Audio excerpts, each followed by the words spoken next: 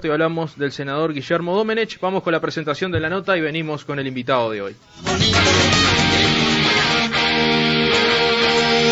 Es el momento de una buena entrevista, un buen análisis, de un momento de entretenimiento e información. El Ojo Blindado.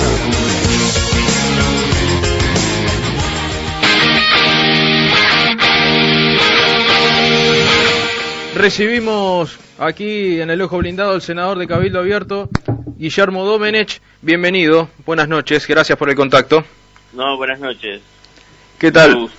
Por favor, encantado.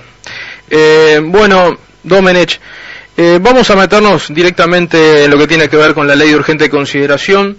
Ayer estábamos hablando con el senador del Frente Amplio, Charles Carrera, pero vamos a instalarnos ahora en lo que tiene que ver con la voz de una parte de lo que tiene que ver con la coalición de gobierno, con el oficialismo, por decirlo de alguna forma. ¿Cómo hoy sobrevive esta ley de urgente consideración con varias modificaciones, puntos polémicos entre sí, incluso en lo que tiene que ver con la propia coalición de gobierno, como por ejemplo la desmonopolización de ANCAP? ¿Cómo se llegó a estas instancias de negociación y que se haya logrado un buen puerto, por ejemplo, con el Partido Colorado, con el Partido Nacional, con esa heterogeneidad de posiciones, bueno, también el Partido Independiente? Bueno, mire, usted trae a colación uno de los temas más importantes a que se refiere esta ley de urgente consideración, que es el tema relativo a la desmonopolización de ANCAP. Sí. Nosotros no tenemos una posición dogmática en ese punto, o sea, nosotros no estamos ni a favor ni en contra de la desmonopolización. Nuestro compromiso es con la producción, que exige con toda razón que se abarate el precio de los combustibles. Yo muchas veces he dicho, como se dice en campaña, que hay que faenar gordo y no faenar flaco, y tenemos un combustible caro que está colocado, yo le diría al comienzo de la producción y no al final. Sí. O sea, se ha recargado el precio de los combustibles con tributos. Usted me dirá que en el caso del gasoil es el IVA, que del IVA se descuenta, bueno, pero ahí sí, incluso hay hasta un costo financiero, El productor tiene que poner el dinero para después eventualmente recuperarlo con la consiguiente desvalorización. Sí. Entonces nuestro compromiso es con la producción, ¿no? Nosotros necesitamos, porque yo lo decía el otro día en cámara, si no hay producción, no vale la pena ni la refinería de ANCAP, ni la cadena de distribuidores, ni las estaciones de servicio, ni los derechos de los sellos. No vale la pena nada, porque no tiene ningún sentido refinar combustibles, distribuirlos y venderlos para cuando no hay un mercado consumidor. Y ese mercado consumidor es el transporte, la industria y la agropecuaria. Ajá. ¿No? Sí. Entonces nuestro compromiso es ese, de buscar una fórmula en esa materia tan compleja como es el costo de los combustibles, que permita abaratarlos. ¿No? Es evidente que no se le pueden quitar todos los tributos a los combustibles, porque hay un esquema de financiamiento de los gastos del Estado armado desde hace muchísimos años, mucho antes incluso que llegara el Frente Amplio, que se basa en gran medida en la recaudación sobre el combustible. Pero es una forma de recaudar que yo en lo personal considero absolutamente regresiva. Entonces, nosotros no estábamos de acuerdo en aprobar la desmonopolización de ANCAP, como se dice en campaña, lo pampa, ¿no? Nosotros no somos técnicos en materia de combustibles, afortunadamente tenemos buenos asesores en esa materia, pero creemos que hay que transparentar los costos. Tenemos que saber bien cuánto le cuesta a ANCAP refinar, cuánto cuesta la distribución, y eso lo tiene que conocer todo el mundo, ¿no? Yo le diría que es algo similar a lo que sucedió con la interpelación de un PM en diputados, ¿no? El pueblo quiere saber, ¿no? El 25 de mayo de 1825, el Cabildo Abierto celebrado en la ciudad de Buenos Aires, que fue el comienzo del proceso independentista nuestro, comenzó precisamente con esa frase: el pueblo quiere saber. Y nosotros, que sin ser expertos en materia de combustible, tenemos que tomar una decisión muy importante, porque ANCAP es una empresa en la que el Uruguay ha invertido mucho dinero, pero como le repito, tenemos ese compromiso con la producción, porque no tiene sentido ANCAP si el combustible no hace viable la producción nacional y el transporte, ¿no? Entonces, esta fórmula que se encontró va a permitir en un plazo de 180 días tener un detallado estudio de los costos de los combustibles, y nosotros consideramos que en esas circunstancias va a haber que tomar alguna medida, ¿no?, que probablemente sea dolorosa para alguien, pero que en definitiva salve los procesos productivos que el Uruguay tiene que tutelar, porque vivimos de lo que producimos, ¿no? Sí. Entonces eso es lo que a nosotros nos llevó a no votar de entrada la desmonopolización, ¿no? Queremos tomar una medida que consideramos importante sobre la base de un estudio y un conocimiento en profundidad del tema. Sí. Esto podría, ralentizar un poco las garantías de lo que tiene que ver con las instancias de diálogos y de acuerdos en la coalición, porque por ejemplo el Partido Nacional tiene una posición bastante diferente a la que plantea Cabildo Abierto en lo que tiene que ver con la producción nacional, con los recursos de las empresas públicas, y hay antecedentes además, como por ejemplo un intento parecido vía electoral que hubo en el año 2003 entre un sector, por lo menos el mayoritario del Partido Nacional y el Partido Colorado en su momento, para llevar esto a una desmonopolización, la cual obviamente le fue negada a través de los votos de la gente. ¿Dónde se pararía Cabildo Abierto ahí? Yo lo que le puedo decir que Cabildo Abierto no tiene posiciones dogmáticas en materia de empresas del Estado. Las empresas del Estado son un patrimonio nacional que tampoco estamos dispuestos a malvender. Sí. Y pretendemos que ese monopolio estatal de los combustibles no se transforme en un monopolio privado o en algo parecido, ¿no? Hay temas de soberanía que pesan tanto en este tema como en el tema Antel, que tenemos que tener en cuenta. Yo sé que tanto Antel como ANCAP en el mundo de las empresas, de las telecomunicaciones y de los combustibles son pequeñísimas, minúsculas empresas. Sí. Pero esas empresas le han dado al Uruguay la posibilidad, una de tener combustibles y otra medios de comunicación, que yo no digo que con todos los defectos que le conocemos a las prestaciones de esas empresas, pero que de alguna forma han permitido diferentes desarrollos en lo nacional. Entonces queremos ser cuidadosos con ese patrimonio nacional que son las empresas públicas, pero queremos llegar a una solución equilibrada que contemple también los intereses de la producción, porque le vuelvo a repetir, si no generamos las divisas que el país necesita para sustentar todos sus gastos, las empresas públicas no tienen ningún sentido tampoco, ¿no? Y ahora, entonces, estamos buscando una posición equilibrada que permita resolver el punto, ¿no? Y creo que vamos por el momento en muy buen rumbo, ¿no?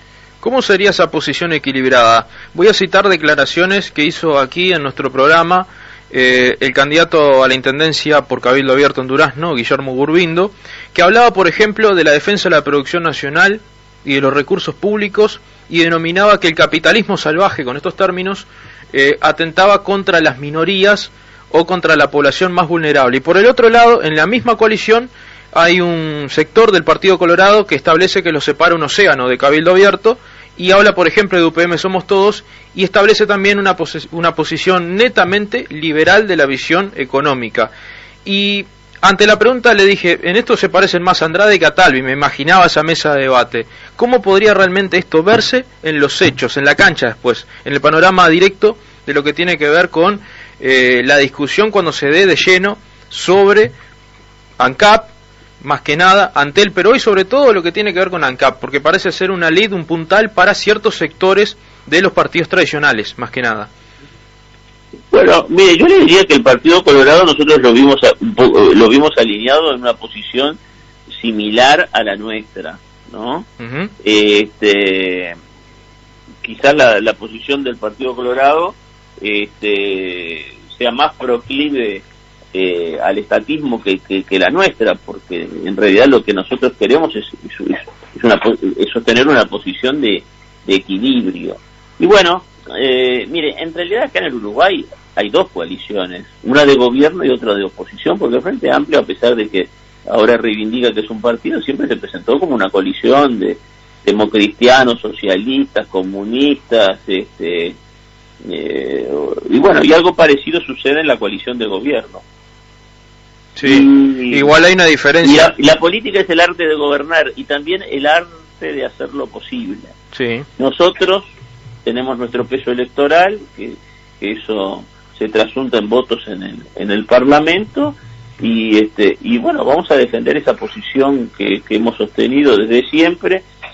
Yo comparto plenamente lo que usted me citó, que dijo Gurbindo. Yo no lo escuché ni lo leí, pero uh-huh. No tengo por qué dudar que es una transcripción fiel de sus dichos, y yo uh-huh. comparto plenamente esa posición. Sí. O sea, nosotros creemos en la propiedad privada, pero creemos en un equilibrio económico, y no creemos en la concentración de la propiedad. Creemos que la propiedad tiene que estar distribuida como garantía de libertad, que es, porque si usted no tiene medios económicos, muy difícilmente, y nosotros lo sabemos bien, pueda hacer política, entre otras cosas. Sí. ¿No? O sea, de nada sirve. Yo conocí una persona que decía que podíamos llevar al Estado totalitario por dos vías. Una, por el comunismo, que concentra todo el poder en el Estado y en la clase dirigente del Estado, y la otra a través del supercapitalismo, que a través de las empresas transnacionales y del poder económico concentrado, concentra en pocas manos el poder económico. Y en el mundo estamos asistiendo a ese fenómeno, ¿no? En el mundo se asiste a un fenómeno de concentración del poder económico. Cuando usted ve la lista de millonarios de Forbes, le queda muy claro, sí, ¿no?, quién tiene el poder económico en el mundo. Bueno,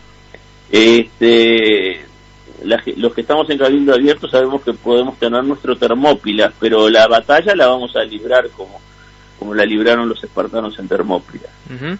Y hablando de terrenos y lo que tiene que ver con la concentración de los mismos, ¿cómo se puede dilucidar el capítulo áreas protegidas en la ley de urgente consideración, dada, por ejemplo, esta diferencia, el océano que hablaba del Partido Colorado y Cabildo Abierto, y justamente cuando aquí aparece una contradicción conceptual clara? Por ejemplo, el Partido Colorado establece algo diferente a Cabildo Abierto, y ni hablar el Partido Nacional, e incluso la propia izquierda entra en esa contradicción, porque el Frente Amplio ha ido en contra también de un estamento claro en lo ideológico. Bueno, mire, el tema de áreas protegidas es un tema muy delicado, ¿no? Yo le diría, en primer término, que en el Uruguay no hay ningún área virgen prácticamente, desde que Hernandarias introdujo la ganadería, la composición de la flora que conforma la pradera de nuestro territorio ha cambiado sustancialmente, ¿no? Y ni qué decir la composición de su fauna, ¿no? Usted seguramente nunca vio un jaguar, probablemente si vio algún venado de campo lo vio en algún zoológico, uh-huh, o en alguna reserva aislada. Los enormes pastizales que vieron los españoles cuando llegaron en el siglo XVI ya no existen. Sí. Y entonces, bueno, nos quedan algunos lugares, la famosa Quebrada de los Cuervos, el Valle del Lunarejo, los esteros de Farrapos, bueno, y algunos lugares que vale la pena conservar, y conservarlos no es fácil porque están en tensión los derechos muchas veces de gente que vive ahí y que explota esos esos lugares de hace muchísimos años, y los intereses generales de la sociedad de conservar lo más próximo posible a su estado natural esos lugares. Sí. Y bueno, la fórmula que encontró la LUC, a mí me parece que es bastante buena. El Estado determinará cuáles son los lugares a conservar y tendrá que estudiarse alguna fórmula de indemnización o de compensación a los propietarios, ¿no? O sea, tampoco se trata de desposeer a nadie, ¿no? Hay que reconocer que hay decenas de personas que viven en algunas de esas áreas que tienen la legítima expectativa de continuar viviendo y continuar explotándola como en la forma que lo han venido haciendo hasta ahora. Si el Estado les dice que bueno, que pueden seguir haciéndolo, pero que no pueden variar la explotación e introducir minería o forestación o algún otro tipo de explotación que podría resultarles más rentable en lo inmediato, es evidente que a esa gente hay algún tipo de compensación, hay que aprobarlo. Y eso es lo que en resumidas cuentas establecen los artículos 475 y 476 de la LUC, ¿no? Senador, metiéndonos en el capítulo de la seguridad, se habla de capítulos regresivos por parte de la oposición, ayer así lo decía el senador Carrera. Surge una cierta contraposición en lo que tiene que ver con el abuso, como se lo titula, de autoridad por parte de la policía, un cierto abuso judicial también, en el que el propio Guido Manini Ríos llegó a reconocerlo un poco entre líneas en algún otro medio, y hablaba de que se podía llegar a cometer abusos por parte de la policía. Entonces, ¿cómo se puede votar algo que nos puede llevar al abuso del poder y hacer omisiones del Poder Judicial? Como por ejemplo el hecho de configurar un delito como el de agraviar a un policía. Primero, eso me parece que es uno de los puntos más polémicos a tratar y que no se ha puesto tanto en la palestra pública en el centro como se debería. Sí. Bueno, mire, yo le soy absolutamente franco, ¿no? Sí. Yo no lo voté sin reservas, el capítulo de la seguridad pública, porque en materia de legítima defensa existe una larga tradición jurídica en el Uruguay que requiere tres elementos, ¿no? Que son la agresión ilegítima de la víctima, la necesidad racional del medio empleado para repeler o impedir el daño, y la falta de provocación suficiente. Esos tres elementos, desde la aprobación del Código Penal en 1931, permanecen incólumes, ¿no? Sí. En esta ley lo que se hace es presumir la falta de provocación suficiente, la necesidad racional del medio empleado y la agresión ilegítima, en casos como es el del que defiende la entrada de una casa habitada o sus dependencias, estableciendo qué se considera dependencia de la casa, el caso del funcionario del Ministerio del Interior o Defensa que repele una agresión física armada contra él o un tercero, y aquella persona que repele el ingreso de personas extrañas con violencia o amenazas en las cosas o personas, o con la generación de una situación de peligro en establecimientos en que se desarrolle actividad comercial, industrial o agraria.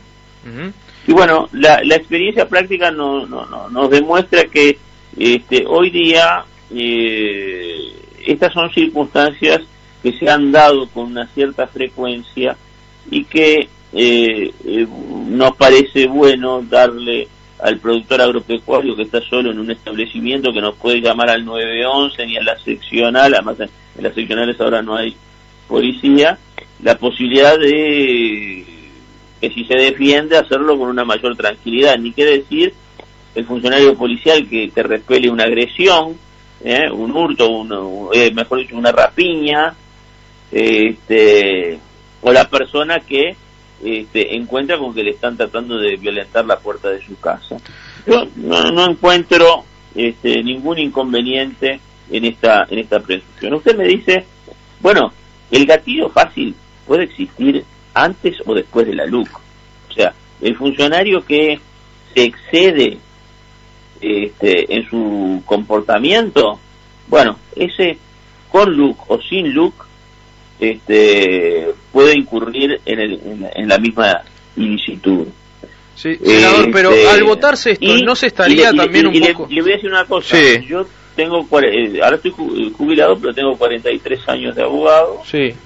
Y no es que yo crea en el Poder Judicial, pero tenemos un pacto democrático por el cual todos estamos sujetos a las decisiones judiciales. Sí. Y quiero decirle que, si bien yo he discrepado 1 y 1000 veces con decisiones judiciales, tenemos un Poder Judicial respetable. Yo lo comparo incluso con el de países vecinos, y el Poder Judicial nuestro es un Poder Judicial que actúa con seriedad y honestidad.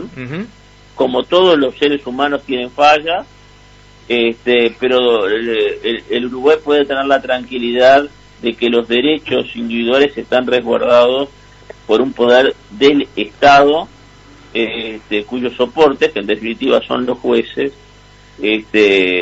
merecen, yo diría, una razonable confianza.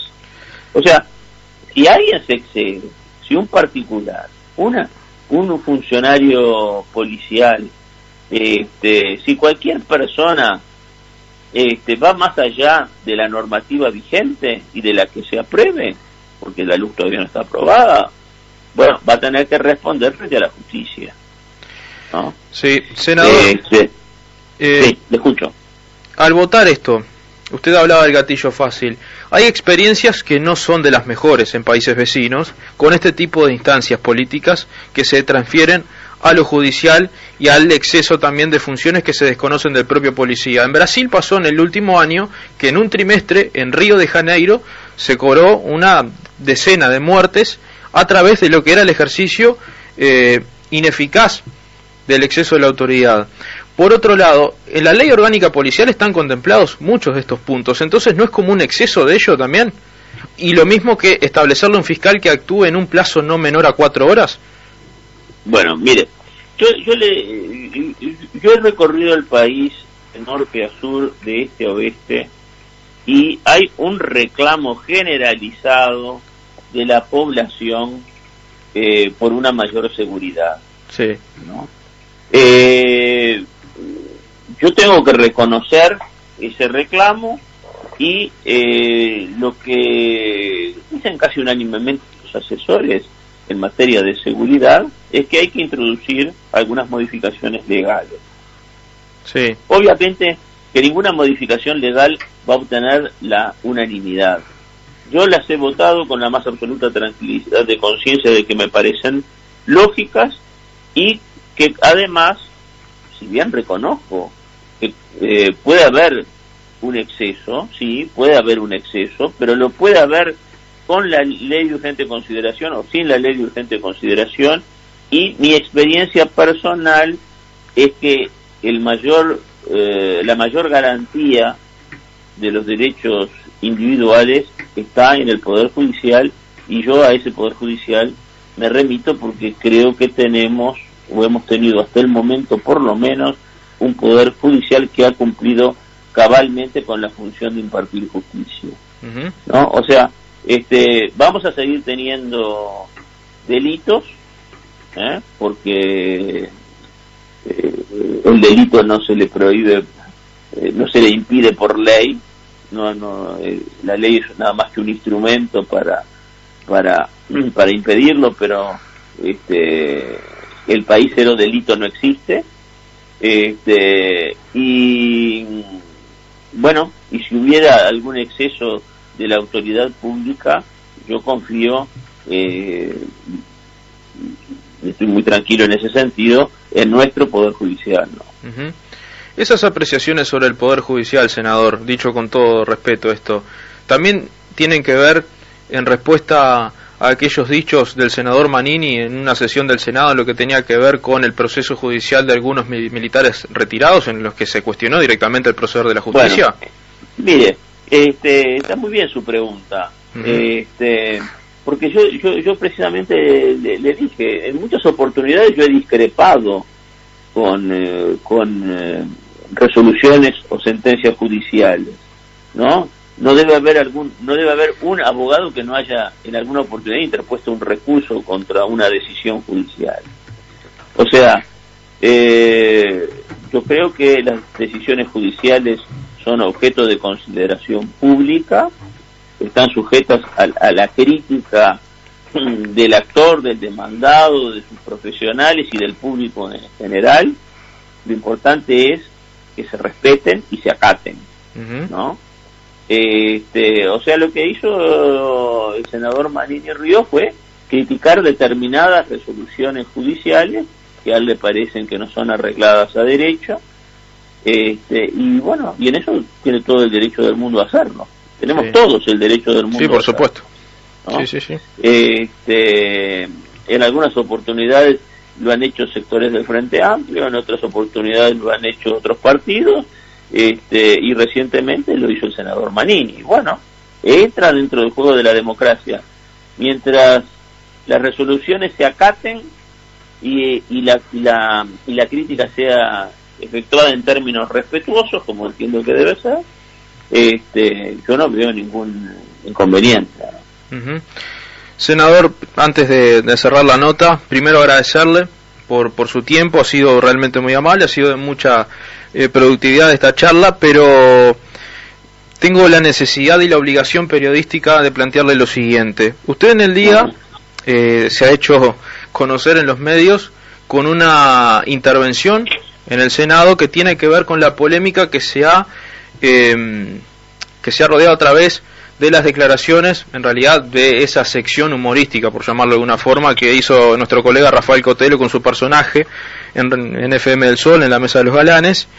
Y usted, entre otras cosas, dijo, citando parte de lo dicho por el personaje interpretado por Cotelo, que en el interior del país se practica la endogamia y no precisamente el incesto. Endogamia que se define como matrimonio, unión o reproducción entre individuos de ascendencia común, es decir, de una misma familia, linaje o grupo. Y usted sostuvo que así se formó la patria, entre otros pasajes de la intervención.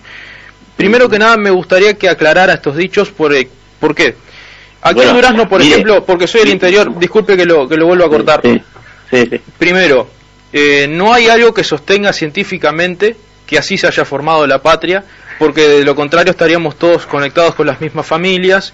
Y segundo, que creo que a la persona del interior, a la persona que habita en el interior, incluso al votante de Cabildo Abierto, que nos ha hecho llegar esta intervención suya en el día de hoy, tal vez el recorte lo haya puesto un poco de manifiesto por lo fresco que está el tema, por lo sensible que está. Me parece, con todo respeto se lo digo, no fueron oportunas, me parecen desacertadas las declaraciones y un tratamiento del tema muy superficial, tomando que viene de un senador de la República, de cual esperamos un trato mucho mejor que un personaje radial. Bueno, mire, la afirmación que yo hice se atiene estrictamente a la verdad. O sea, yo desciendo de una familia fundadora de la ciudad de San José, ¿no? Soy pariente de numerosísimos habitantes de la ciudad de San José y del departamento de San José, a los cuales no conozco. En mi propia familia debe existir alrededor de media docena de casamientos entre primos hermanos. Mis abuelos eran primos hermanos, para darle un ejemplo, decirle un ejemplo cercano, ¿no? O sea, estas no son relaciones incestuosas, ¿no? Ni nada que se le parezca, han sido siempre lícitas. Y por ejemplo, yo vivo y tengo una explotación agropecuaria en una zona del interior del departamento de San José, y mis vecinos son casi todos incluso el otro día comentábamos en forma un poco risueña, no se puede criticar a nadie porque acá todo el mundo es pariente de alguna otra persona. ¿no? Eso es absolutamente común en el interior, y así se formó la patria, porque en el Uruguay en algún momento fuimos 10.000 personas, 20.000 personas. San José se formó con 40 familias asturianas. Claro, pero hoy somos 3,5 millones, ¿no? Y tenemos una población mucho más globalizada, y creo que no se puede naturalizar el hecho de la endogamia. A las zonas rurales del interior se va a encontrar con que el Uruguay está despoblado, ¿no? Y va a encontrar con que hay familias que viven en algunas zonas y hay casamientos entre primos hermanos o parientes más lejanos aún, ¿no? Lo cual supone precisamente la práctica de la endogamia, como se practica incluso en algunos grupos religiosos, etcétera, ¿no? Lo cual no significa promover ni mantener relaciones incestuosas, ¿no? Y menos entre hermanos, como se señala en la letra de ese cuplé o canción al que yo hacía referencia, ¿no? O sea que son cosas muy distintas. O sea que la gente que se case entre parientes en el interior, pero es una cosa absolutamente habitual. Sí, ¿no? Absolutamente habitual, ¿no? Y quienes puedan criticar eso lo hacen desde la ignorancia, ¿no? Y es inadmisible, ¿no? Que se digan, bueno, yo lo repetí en el Senado, estoy arrepentido, pero la verdad que las expresiones con las que se hizo referencia a ese término son absolutamente lamentables, ¿no? Y ni qué decirle de la referencia a que los riberenses son más oscuros y parecen africanos. Sí, ¿Cuál es el problema de parecer africano? ¿Cuál es el problema de parecer africano? Sí, sin dudas. Acá lo que hay que defender es la diversidad cultural. ¿Puede sostenerse que el riverense promedio es retardado? De ninguna manera. Eso sí que me parece absolutamente inaceptable. Yo no lo acepto ni siquiera a modo de chanza o broma. Me parece una broma de muy mal gusto, ¿no? Así que bueno, eso es lo que pienso de estas afirmaciones, de este llamado cuplé, que ha tomado en realidad, mire, yo le soy franco, en Montevideo se tiene una visión muy equivocada del interior de la República, sí, ¿no? Sí. Yo a veces digo, si el interior decidiera poner una barrera en el puente Carrasco y en el puente del Santa Lucía, el Uruguay seguiría viviendo, el interior seguiría viviendo, Montevideo no seguiría viviendo si estuviera cercado en esos puentes.